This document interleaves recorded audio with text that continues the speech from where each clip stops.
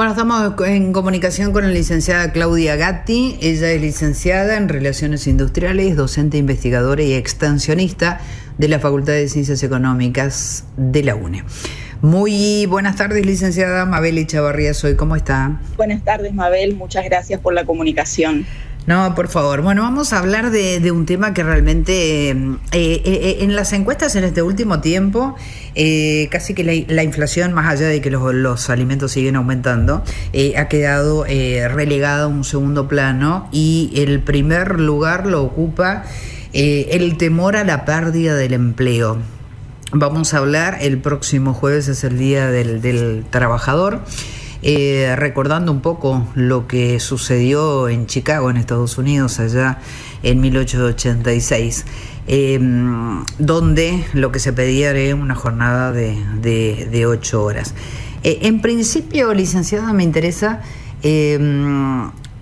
cómo ve el tema del trabajo o el tema laboral en el contexto de esta Argentina de hoy, en este momento. Bueno, todos hablamos y generalmente arrancamos así nuestros artículos de que el mundo del trabajo está atravesando profundas transformaciones a nivel global, no solo regional, y obviamente Argentina está incluida en ese proceso.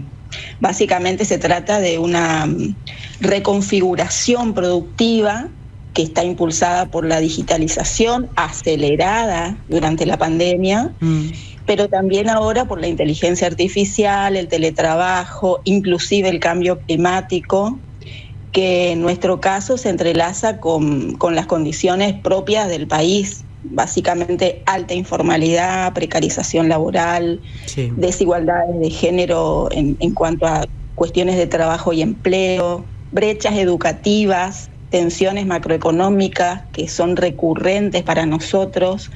Así que esa es una realidad.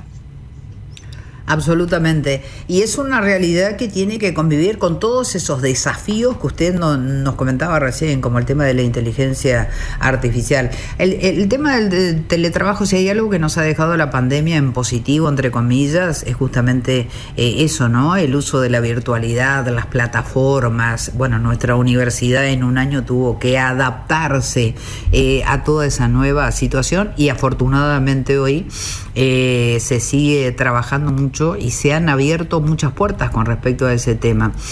Pero, y hace mucho que se viene hablando también de este cambio que finalmente llegó. O sea, hace mucho tiempo que venimos hablando de prepararnos para estos cambios. ¿Se ha dado ese proceso, entiende usted?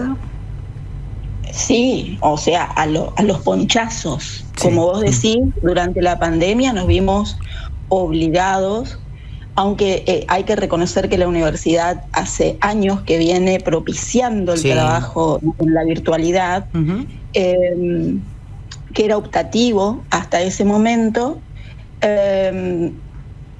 La pandemia propició una aceleración en materia de aprendizajes, tanto como para los docentes, para los estudiantes, pero también para los técnicos que se tenían que encargar de estar al día y resolvernos los problemas en tiempo real, y no solamente problemas de conectividad, sino de provisión de herramientas, claro, virtuales, incluidas el aula virtual, la tecnología inserta dentro del aula, etcétera, etcétera. O sea, es como adaptar toda la estructura pedagógica y didáctica a una realidad que la mayoría de los docentes no lo tenían incorporado para nada. Sí.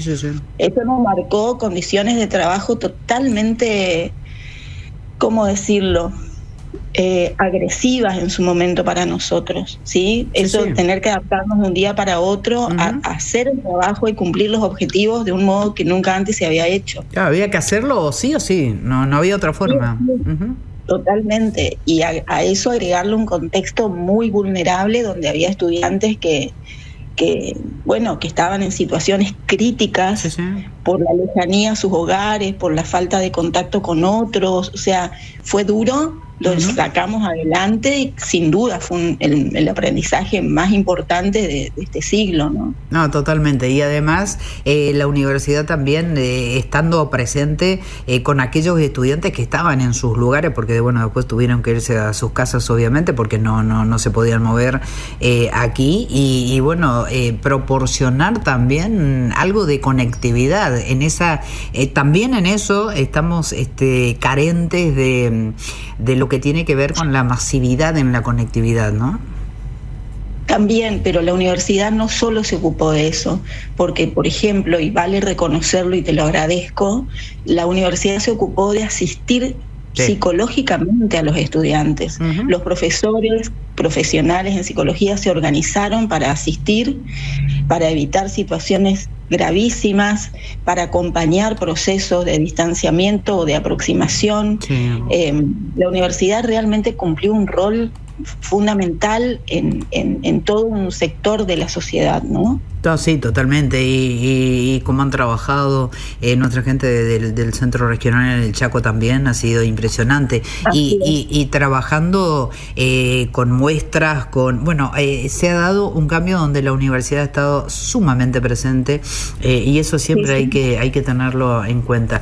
Y se sigue trabajando en ese sentido porque, bueno, ahora están con jornadas preparatorias en Chaco y Corrientes de este congreso justamente de educación y tecnologías del Mercosur, y ayer hablábamos con la gente que está al frente de esto y es un poco para seguir capacitando a aquellos docentes que están en las extensiones áulicas que hay tanto en Corrientes como en el interior de Corrientes como del Chaco, ¿no?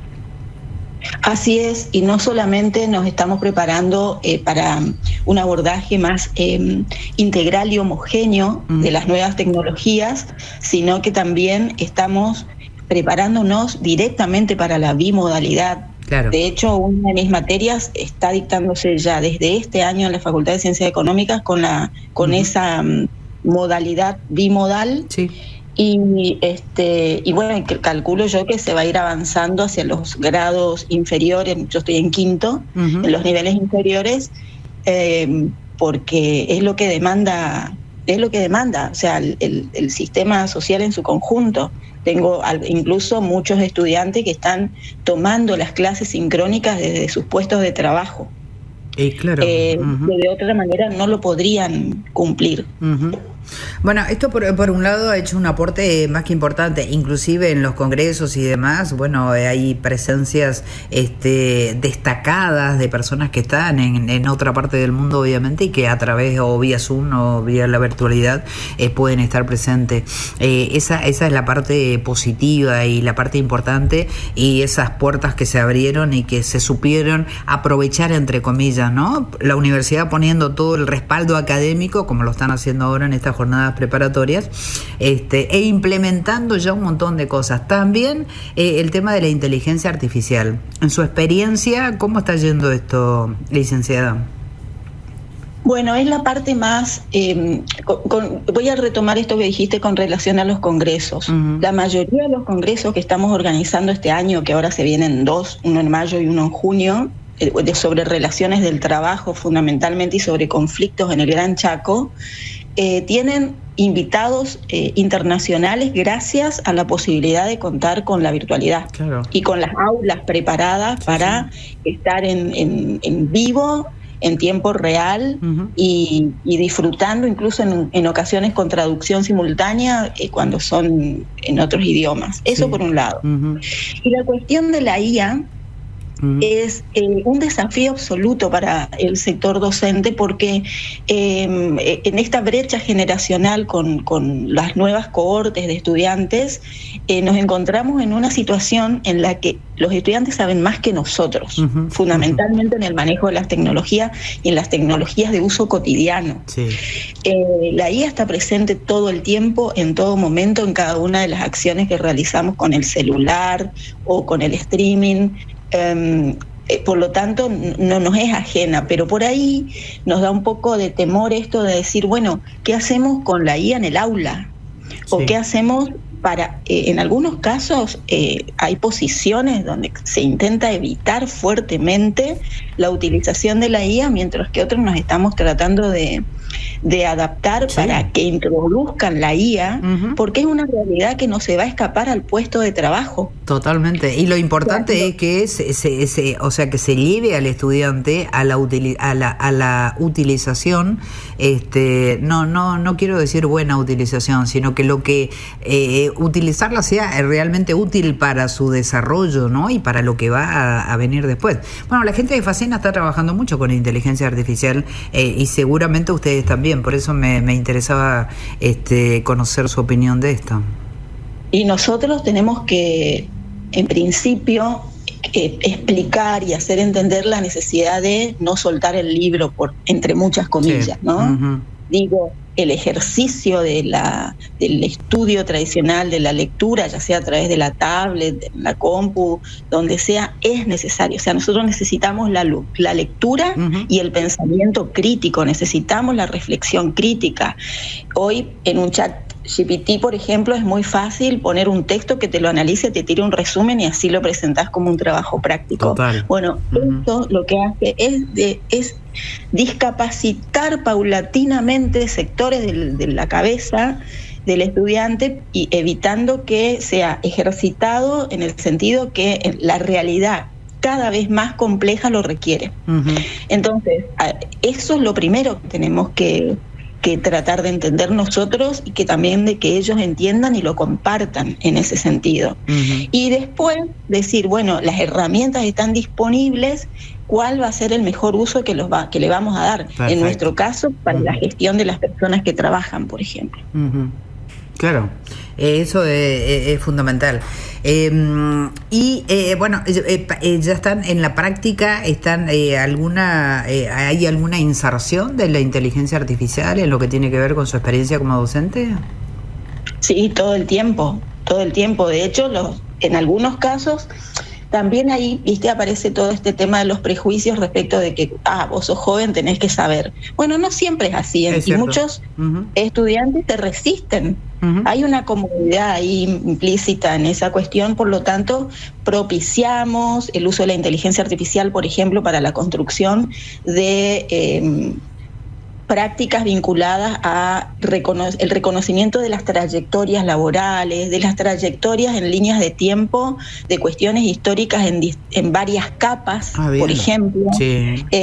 Propiciamos la construcción de mapas conceptuales que sean dinámicos y que permitan su adaptación y flexibilidad a la nueva información que vamos agregando.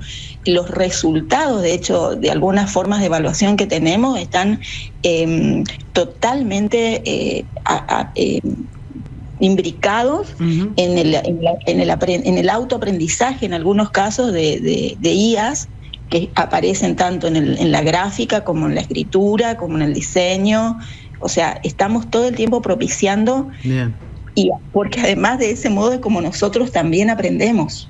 Claro. Digo, a investigar se aprende investigando, a hacer extensión se aprende en la cancha, así que esto es una cuestión de ejercitar en el cotidiano. Totalmente. Volviendo al tema del trabajo, licenciada Gatti, a ver, ¿cómo cuáles son los desafíos de nuestro tiempo en esa formación a los estudiantes que estamos haciendo como universidad, que son los profesionales que van a ir a esos lugares? Seguramente su actividad extensionista también da pauta, porque evidentemente lo que hace la universidad lo vuelca al lugar donde está, y esa es la otra pata, ¿no? La extensión, la docencia y la investigación. ¿Cuál es el desafío en este momento y cuál es el desafío que tenemos hacia adelante? Bueno, como especialista en relaciones de trabajo no puedo singularizar la noción de desafío. Son muchos los desafíos, y esto tiene que ver en un primer lugar en que, por ejemplo, vos y yo reflexionemos sobre los cambios que hubo en estas estructuras de relaciones de trabajo tradicionales que para nosotras tenían que ver con el empleo por tiempo ilimitado, de la carrera laboral del padre que sigue el hijo y bla, bla, bla. Y bueno, eso es como que tendió a desaparecer, se diluyó, y hoy nos encontramos con un desafío fundamental que es la formalización del trabajo y la inclusión laboral para evitar principalmente la precarización laboral. Eso por un lado, o sea, reducir la informalidad mediante distintas formas de incentivo. Por otro lado, la calidad del empleo y los derechos laborales. O sea, nosotros cuando hablamos de derechos laborales, estamos hablando de derechos que son fundamentales para la vida de las personas. No hay que o sea, se trata de derechos elementales que costaron sudor y sangre históricamente, y de hecho el 1 de mayo es un recordatorio de las luchas digamos, en cuanto a derechos laborales y a conquistas que hoy por hoy están puestas en el tapete y están en debate cuando ni siquiera deberíamos estar hablando de eso. Y estoy hablando, por ejemplo, de la jornada de 8 horas, por ejemplo. Luego, acá aparece... Bueno, que son de 2 siglos atrás, ¿no? Y todavía estamos hablando de lo mismo, porque esto fue en 1886. Bien, el tema es, ¿por qué? Digo, ¿cómo se llegó hasta ahí? ¿Cuál era la realidad anterior a esa y por qué la seguimos sosteniendo en el tiempo, ¿no? Luego tenemos el tema de la capacitación y la reconversión laboral, que es esto que vos planteabas, porque, a ver, hoy el 40% de los trabajadores requieren actualización de habilidades y competencias para hacer frente a esto que hablamos, que es la automatización de los procesos y la digitalización, fundamentalmente. Y esto implica necesariamente políticas públicas de formación continua. O sea, porque si no la brecha de clase y la brecha de oportunidades se hace demasiado infranqueable. Y los sectores estratégicos, que son los sectores que en este momento están más privilegiados dentro de las estructuras políticas, como tecnología, salud, energía renovable, bla, bla, bla, requieren formación continua, inclusive haciendo hincapié en la observación de la economía del cuidado, que es algo que últimamente estamos hablando mucho y poco también, ¿sí? Porque para que las cosas puedan suceder hay alguien que está haciendo otro trabajo para que esa cosa suceda. Entonces eso no hay que descuidar porque tiene un enfoque de género importante que destacar. Y luego en nuestro caso, un desafío muy importante es la brecha territorial y las desigualdades estructurales también, porque vos sabés que existen y persisten grandes desigualdades entre las regiones, y nuestro norte exhibe los mayores niveles de desempleo y de informalidad. Absolutamente. Por lo tanto, entendemos nosotros que cualquier política de empleo tiene que tener un enfoque federal y tiene que estar contextualizado. Esa contextualización tiene que ver con el frío, con el calor, con digamos, los niveles de pobreza, con las oportunidades de acceso a la educación, bla, bla. Y sí, y tenemos muchos desafíos, por ejemplo, de empleo hacia el futuro, porque esto que te decía de la automatización está por afectar en los próximos 10 años, y esto lo dicen la OIT, por ejemplo, entre el 30 y el 50% de los empleos. Por lo tanto, esto no significa que todos los empleos como los conocemos actualmente se van a poder reconvertir, sino que va a haber nuevos perfiles ocupacionales. O sea, desde el vamos se van a generar puestos de trabajo que ahora todavía ni estamos imaginando. Y todo lo que sea reclutamiento va a implicar nuevos perfiles. Y eso exige, por un lado, también lo hablamos, reformas educativas y de formación muy profundas, que empiezan por nosotros, por los adultos, digamos, que ya estamos insertos en el sistema. Totalmente. El tema de las reformas educativas es fundamental, ¿no? Sobre todo por todos los datos que se tienen ahora. El tema de la atención, el tema de lograr la atención de los estudiantes es sumamente interesante e importante. Y además ir incluyendo todas aquellas cosas, bueno, no sabemos, como usted dice, dentro de 10 años qué es lo que va a pasar o cuál va a ser la base de educación necesaria, pero bueno, lo fundamental seguramente la seguirá brindando, en este caso, la universidad, ¿no? Por supuesto, sin dudas, sin dejar de lado fundamentalmente el aspecto humano de la formación. Sí. Nosotros algo que yo necesito recordar siempre, cada vez que nos juntamos con nuestros colegas, que nosotros no estamos formando, entre comillas, profesionales para el mercado de trabajo. Nosotros estamos formando ciudadanos en forma integral. Sí. Personas humanas que van a ser presidentes de la nación, gobernadores, que van a tomar decisiones sobre nuestra salud, sobre nuestro futuro, la educación de nuestros hijos. Nosotros, la universidad tiene una responsabilidad que va mucho más allá de la formación profesional. Y esa formación integral ciudadana requiere un enfoque humanístico de base fundamental, humanístico y comunicacional. Porque estarás de acuerdo conmigo en que las competencias comunicativas y comunicacionales son fundamentales para llevar adelante cualquier organización. Absolutamente. Y la carencia que hay de este tipo de competencias a partir del encierre, digamos, de esta vinculación con personas, pero mediadas por tecnología, como son los celulares, está generando toda como una generación de personas con problemas de socialización. Sí, sí. Humana, o sea, frente a frente. Totalmente. Es más, el otro día un artículo hablaba de cuando surgió el tema de este colegio que prohibió los celulares en las aulas. Y entonces decían que como experiencia, por fin los chicos en los colegios comenzaban a reírse y a hablar nuevamente, ¿no? Y está toda la parte esa humana que usted decía, que tiene que ver con el desarrollo de la creatividad, del arte, del deporte. Hay un montón de cosas que se están perdiendo por el tema de las pantallas. Están uno al lado del otro y se están hablando por celular. Totalmente, increíbles. Están en la misma mesa, hablándose por chat, pero es porque es un modo de comunicación, o sea, es un modo de vínculo intermediado que opera, digo yo, como una especie de escudo a la afectividad o a aquellos comportamientos o formas de comunicación no verbal que me obligan a sentirme un poco más vulnerable o más permeable a cuestiones de este tipo. Digo, por algo se inventaron los emoticones. Sí, claro. Es cierto. Pero está, me llega el tema de la formación de ciudadanos. Cada vez más necesitamos conformar ciudadanos, porque un ciudadano es el que vivimos en una república. El ciudadano es el que se compromete, el que piensa, el que tiene pensamiento propio.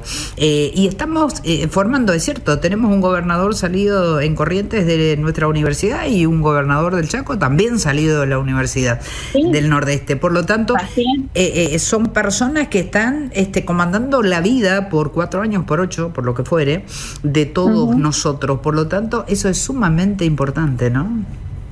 El gobernador del Chaco es docente de la Facultad de Arquitectura. Sí, sí. Y digo, la mayor parte del gabinete son docentes de las distintas unidades académicas de la universidad, y pasó lo mismo con el gobierno anterior. Es decir, nosotros somos los que estamos formando a las personas de las cuales después nos vamos a quejar o a felicitar. Totalmente. Lo mismo planteo en el caso de la formación docente del nivel medio, de nivel inicial o primario. A ver, ¿quiénes son los que están formando a nuestros hijos, hijas, hijes, y cómo están siendo formados? Es cierto. O sea, hay todo un planteo que tiene que ver con quién educa al educando y cómo se educó el que educa al educando. Y somos nosotros los responsables. Claro, y somos los adultos en este caso los que tenemos que dar 2, 3, 4, 5, 6 vueltas de tuerca como para, con ese conocimiento, adaptarse a esta nueva realidad de la que usted hablaba hoy. Hay estas generaciones nuevas, hablemos a partir de los 30, está acostumbrada a otro tipo de trabajo, están 3 o 4 años en un lado, después se van a otro lado. Hay un desprendimiento también de todo aquello que tenía que ver con empezar y terminar en un mismo lugar. Eso ya no pasa, no sucede, ¿no? El desapego es impresionante, sí. Lo hablábamos con mis colegas hace poco, justamente porque varias de nosotros estamos por ir al exterior, ahora, porque podemos, básicamente porque venimos ahorrando desde hace mucho tiempo para hacerlo, porque nuestros hijos están afuera. Claro, sí, pero sí. Con una facilidad, sí. Digo, yo me hubiera puesto a pensar quién va a cuidar a mis padres, quién va a cuidar al perro, las plantas, yo no me puedo ir porque acá están todos mis amigos. No, acá la experiencia está afuera, la dinámica digamos de lo desconocido pasa por otros lugares, pasa por aventura, desafío, pero también por sentirse con los recursos necesarios para hacerle frente a esos desafíos que para nosotras, por ejemplo, hubiera sido impensable. Sí. Eso está ocurriendo ahora, pero no es de ahora, porque ya a principios de este siglo nosotros analizábamos los cambios dentro de lo que son las relaciones del trabajo, por ejemplo, en los procesos de selección de personas a través de la presentación de currículums, ¿no? Sí. Y decíamos, en el siglo pasado, cada vez que vos leías el currículum de un candidato a un puesto de trabajo, si veías que había pasado por varios puestos, sospechabas de él. O sea, decías, ¿por qué será que no se quedó mucho tiempo en un lugar? Bueno, en este siglo, nosotros, cuando una persona pasó solamente en un lugar tiempo, pensar ya no nos sirve. Claro. No, porque el hecho de ir pasando primero por decisión propia en muchos casos, se cansan, como en el sector tecnológico, que van saltando de un lugar a otro, altísimos niveles de rotación. Bueno, se cansan, se aburren, piensan, además, en esta generación, piensan, alguna generalización está mal, pero es como que van a vivir eternamente, que no necesitan jubilarse, que los aportes jubilatorios pueden esperar, que el tiempo es ahora, pueden trabajar en negro, sin problema, sin esa perspectiva, esa expectativa, esa demanda. Y nosotros pensamos, hoy por hoy, cuando hacemos ese análisis de currículum, que cada puesto de trabajo en cada organización distinta es un proceso de capacitación gratis para nosotros. Claro. Es acumulación de capital intelectual en un mismo sujeto que le permite saber cómo desenvolverse en distintos contextos de trabajo.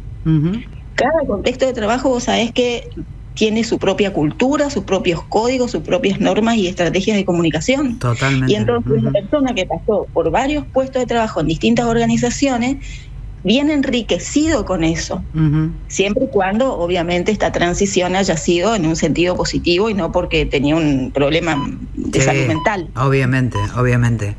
Que tampoco tenemos que dejar de lado exactamente en este contexto. Absolutamente. Dos cifras que me quedaron. Ayer leía un informe de la Organización Mundial del Trabajo y, por ejemplo, la informalidad juvenil, hablábamos hoy de eso, en América Latina y el Caribe está en el 54%. Sin embargo, en la Argentina está en el 68%. O sea, qué importante es todo esto que estamos diciendo en la construcción de lo que se viene o de lo que hay que ir formando para lo que se viene, ¿no? Fíjate vos, la OIT dice que 6 de cada 10 jóvenes argentinos trabajan en la informalidad. Sí. Y que el 60% de las mujeres jóvenes y el 58% de los varones jóvenes no cuentan con un empleo registrado. Y eso no es solamente desempleo, eso limita el acceso a derechos básicos como cobertura de salud, licencias laborales, aporte jubilatorio. Es más, el INDEC mismo, con una cifra esto era del cuarto trimestre del 2024, decía que el 42% de los trabajadores en los principales aglomerados urbanos del país eran informales. Sí. sin acceso a derechos laborales básicos como jubilación, obra social, licencia, bla, bla, donde los jóvenes y las mujeres, de nuevo, eran los más afectados. Y siguen Así que esa es nuestra realidad. Por lo tanto, tenemos un súper desafío. Total. Porque digo, más allá de que trabajes o no trabajes, sos una persona compleja e integral que vas a tener otro tipo de problemas en tu trayectoria de vida y que hay que resolver, digo, problemas de educación, salud, etcétera, etcétera. Por el hecho, la gran problemática que estamos teniendo en este momento, que es el problema de lo que nosotros llamamos gerontología laboral, prejubilaciones y jubilaciones. Sí, el panorama es complejo. Sí. Es y hay que abarcarlo integralmente, como usted dice. Hay dos cosas que me quedan. Abarcarlo integralmente como un todo, y después la conformación de ciudadanía, que es fundamental, ¿no? Así es. Bueno, vamos a seguir hablando, licenciada Gatti, porque la verdad que es sumamente interesante, y hay que ir abriendo este panorama, así como se abren mentes a través, y no dejar los libros, las tablets, no dejar la lectura, porque aquel que no lee, que no entiende un texto, ¿qué pensamiento puede llegar a tener, ¿no? ¿Qué construcción de pensamiento puede llegar a tener? Por eso es fundamental y es importante tomar las nuevas herramientas, pero no dejar aquellas que ya están. Así es. Y también tenemos que hablar sobre qué expresiones está adoptando la flexibilización laboral en nuestro país, porque estamos totalmente atravesados todos nosotros por ese proceso y no estamos siendo totalmente conscientes de eso. Y estamos cediendo conquistas históricas que a la larga van a repercutir en nuestra salud integral, principalmente en nuestra salud mental, porque no es solo, sí, te rompiste el cuerpo trabajando muchísimas más horas para ganar lo mismo, sino el impacto que tiene esa ausencia de articulación armónica entre tu vida personal y tu vida laboral, por ejemplo. Sí. O el contacto con la familia, los afectos, el derecho al ocio, a la libertad. Sí, a los placeres. Hay que trabajar y tener placeres en la vida, obviamente. El otro, también leí el otro día un informe. En la inteligencia artificial le habían preguntado cuáles eran las futuras profesiones, ¿no? Y en primer lugar aparece psicología. Psicología justamente para tratar esto de lo que usted estaba hablando, ¿no? De esa armonía que tiene que existir en una persona, entre su trabajo y sus relaciones personales, ¿no? Nosotros le llamamos a eso riesgos psicosociales en el trabajo, que es un avance, digamos, teórico, conceptual en las investigaciones que estamos llevando adelante respecto de las condiciones generales de trabajo. Porque siempre estuvimos pensando las condiciones de trabajo en términos de CIMAT, es decir, de condiciones y medio ambiente de trabajo, es decir, no estar expuestos a riesgos químicos, físicos o biológicos. Sí.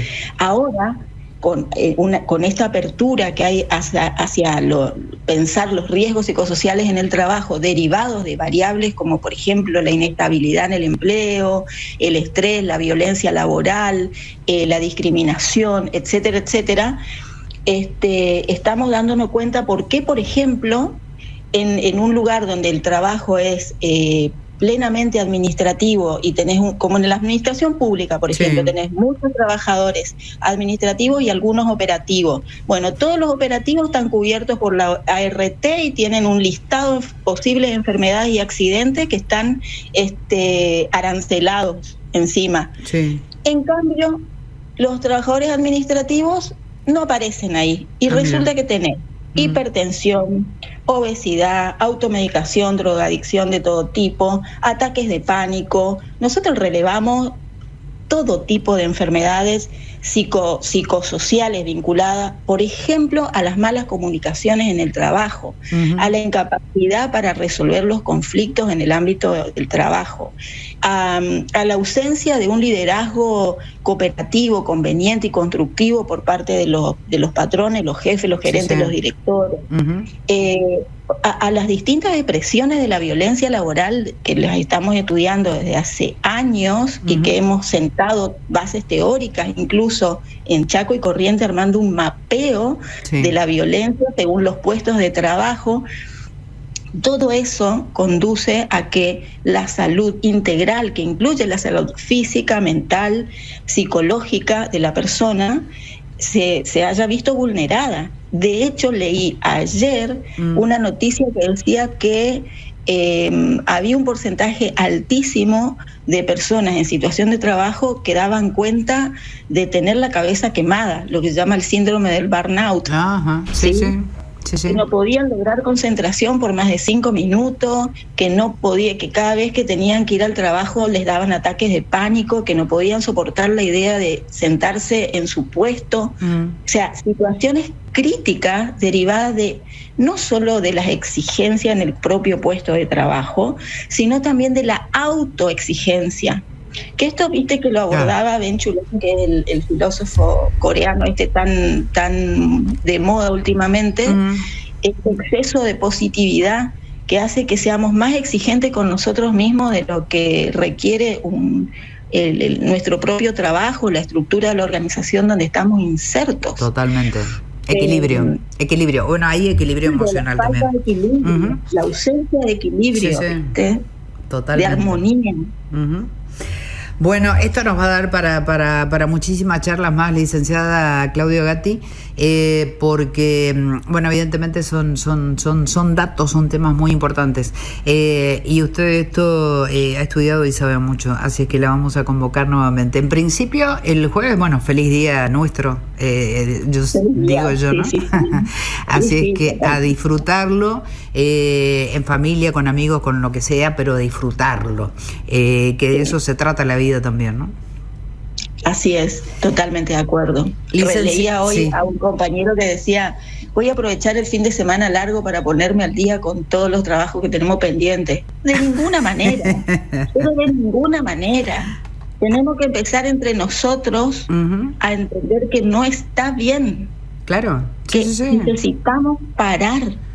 Necesitamos vincularnos con nuestra familia, con hijos, nietos, amigos, hermanos, con el aire y el césped. Como cada uno lo sienta, como cada uno quiera, pero tener ese espacio, tener ese placer o gozar de aquellos placeres que les gusta a cada uno. Licenciada Claudia Gatti, ha sido un gusto charlar con usted y lo haremos nuevamente. Gracias. Muchísimas gracias.